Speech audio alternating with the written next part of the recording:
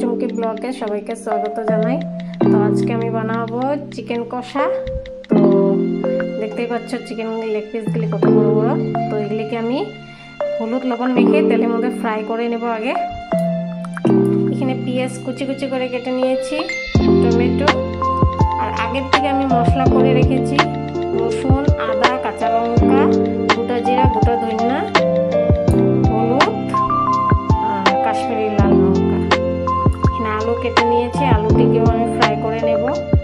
তো আমি মাংসের মধ্যে হলুদ লবণ মেখে নিয়েছি, খালি লেগ পিসগুলি ভাজা করব। আর আমার তেল গরম হয়ে গেছে।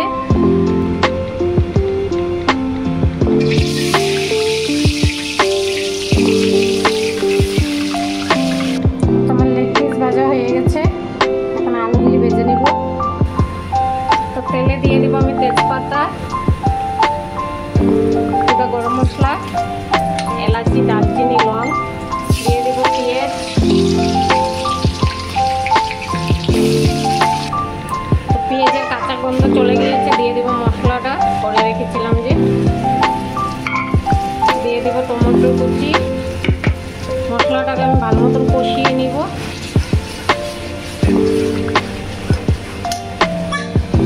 মশলা কষানো হয়ে গেছে, দিয়ে দেব চিকেনটি।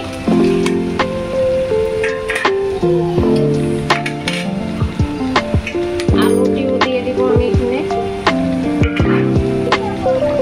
স্বাদ মতন দিয়ে দেব লবণ। পিছন দিয়ে আমার ছোট মেয়ে কথা বলছে,